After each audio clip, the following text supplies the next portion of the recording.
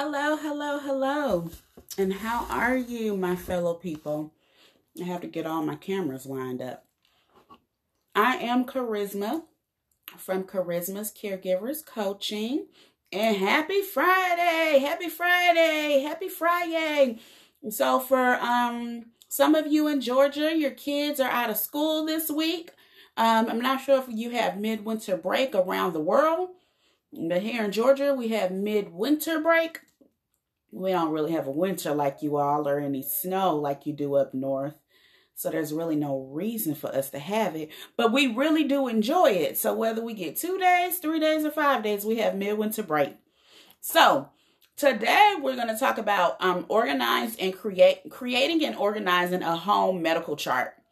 So this is really important for anyone that's taking care of a special needs child, special needs adult, if you're caring for your parents, grandparents, whomever, or even if you yourself have a chronic condition that you're managing. So it's very important that you have a home medical chart. So when I speak of a home medical chart, basically at the doctor's office or at the hospital, they have medical charts there for on your behalf where they keep all of your information. Well, you need to have the same thing because typically, if you do have chronic medical conditions like our loved ones, our children, our parents, you have more than one doctor. You don't just have a primary care doctor, but you also have specialists that are seeing you. And although the specialists, the primary care, the hospitals should communicate, they normally do not communicate. So it is very important that you have the information available at your fingertips to communicate that information. And so when we're looking at the home medical chart, there's certain things that you want to have in it. So on my website, give me just a moment, y'all.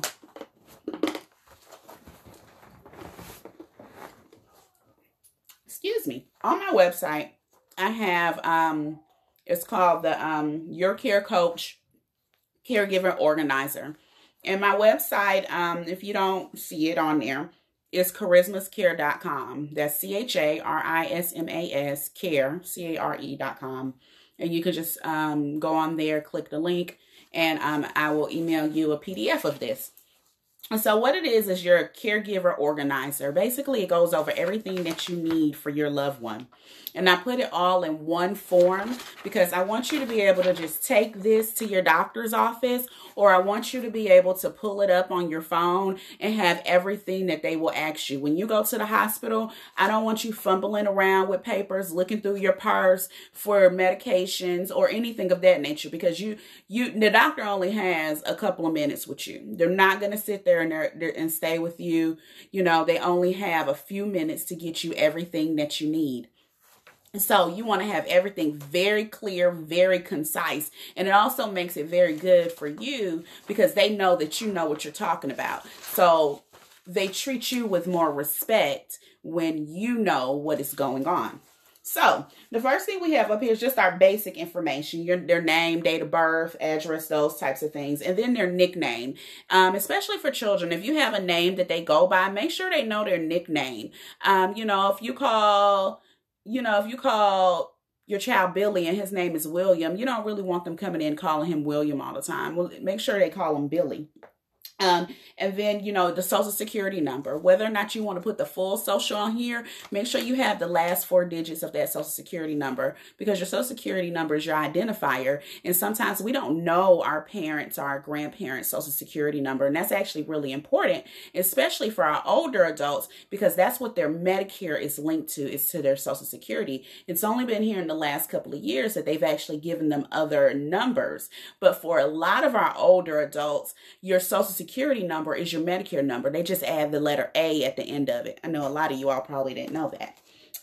So the next thing we want to put here is our medication, allergies, and the reactions that they have. A lot of times we list the allergies, but we don't list the reaction, or we don't know the reaction. So Back in the day, let me tell you, everybody was allergic to penicillin. So more than likely, mom and dad don't know why they're allergic to penicillin. That's just what their mom and dad told them. But anything else, if it's Keflex, if it's strawberries, you know, those types of things, let them know. If you just have hay fever, that's fine. We're looking at things that cause an anaphylactic reaction, basically things that will kill you. So that's what we want to put down here. Now, if you're one of those people, like if you take morphine, you just get extremely agitated. That's something that you want to notate here. It is not an allergy, it's an adverse effect. But you want to notate that you do have an adverse effect or a reaction to morphine. But do not tell them that you have an allergy to it. It is so annoying to us medical professionals, because if you need it, we can't give it to you once you say you have an allergy. And I'm sorry, I didn't introduce myself. I'm Charisma, nurse practitioner, care coach. I'm here. I'm the owner of Charisma's Caregiver Coaching. So I just jump right on in, and then you can write your food and seasonal allergies. The next thing we want to do is you make sure you have your list of your medications. You want to have your medication name and your dose, but not just that. We want to know how many pills you take, how often you take them, and the last time you took them, and updates. If they took you off of that one and changed your dose, or if you started having side effects from that, we need to know that too. So you want to keep a running list of that, because that's really important. Now, the thing that most people don't do is tell the vitamins and herbs. Everybody wants to add on some ginseng, some fish oil, all of those different things. But we're not writing them down on our medication. So make sure you're writing down those vitamins and herbs, because that's going to make a big difference. A lot of these vitamins and herbs interact with your medications. Grapefruit interacts with a lot of blood pressure medications. Ginkgo and ginseng interacts with a lot of medications, especially our memory medications for our dementia patients and things of that nature. There's medications that react with our ADHD medications for our children. So you want to be very, very sure that you're letting them know what vitamins and minerals you're taking. Then I always put the surgeries here, just because if you go to a new doctor, they want to know about any surgeries that you're taking. And then you want to have the insurance. Make sure you have that written down somewhere so you're not fumbling in your purse or your wallet. The primary insurance, the secondary insurance, and if they have Medicare or Medicaid, your primary insurance is always going to be your insurance that's provided by your employer. So if they have insurance from your employer, that's always primary, because they always pay first. After they pay, whatever is left over, if you have a copay, a deductible, an out-of-pocket maximum, and you have Medicare or Medicaid, then they pay the balance. Now, if you have primary care insurance and you have Medicaid, you should never pay a bill. It is very rare that you pay a bill. That does not mean the hospital will not send you a bill. Let me repeat that. The hospital will still send you a bill. If you do not say that, if you pay that bill, they will take your money. So be very clear. Make sure you call them and let them know, well, I have this insurance and that insurance, because they may have left one off. And then that's why they didn't, that's why you're getting that bill. So if you ever get a bill that you're unsure about, make sure you let them know. Don't just automatically pay it. Call them and make sure that they're aware that you have two insurances. That's actually happened to me, $5,000 bill. Next thing you want to do is your emergency contacts. So you know about that. Your insurance, any doctors that you're seeing and their specialty, anybody you've seen in the last year. Also, the other thing you want to do is you want to get some information from those doctors. You want to get the last set of labs that they did. It's important that you have your last set of labs. You don't need the labs from before, but your last set of labs. And that's going to include things like your CBC, your CMP, your BMP, your A1C. I know these are all foreign to you, but if you go on your MyChart, you will see them.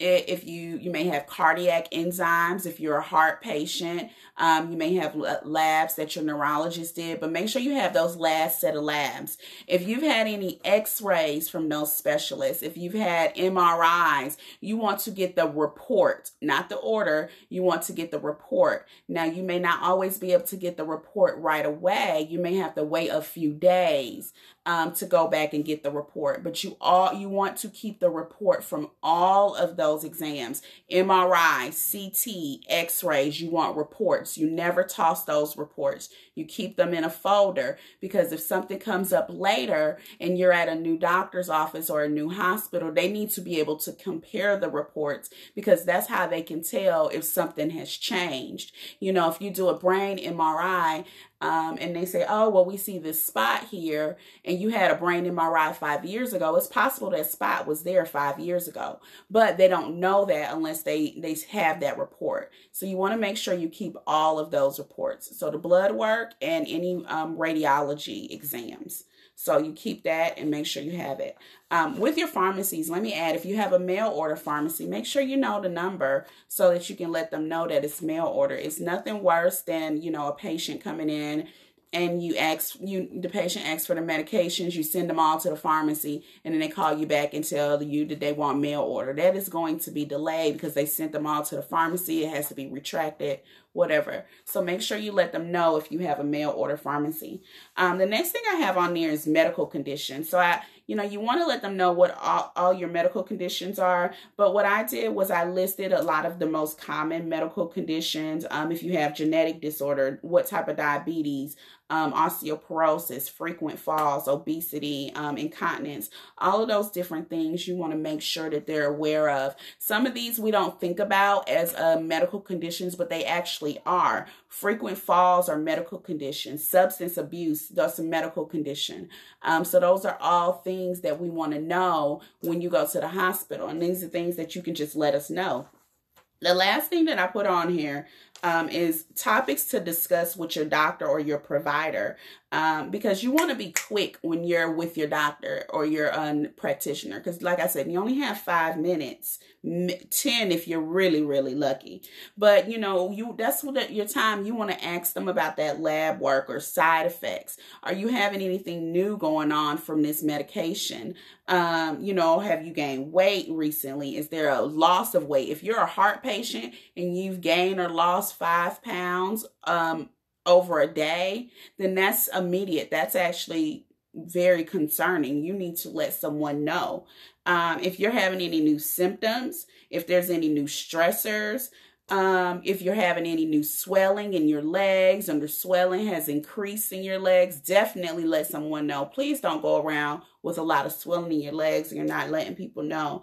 Any recent falls or injuries, changes in memory, changes in attitude. Like if someone's really nice and they just get agitated all of a sudden, or someone all of a sudden is sleeping all the time, a lot of times that's a sign of a urinary tract infection. So you want to be mindful of that and let your doctor know that. So like I said, and then you have a notes page. So like I said, this is available online for free.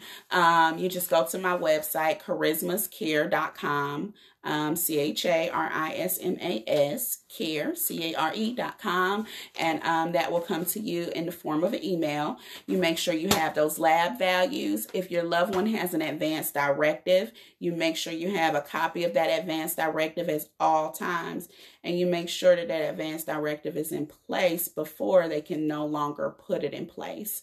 But I'll talk about that on a later topic.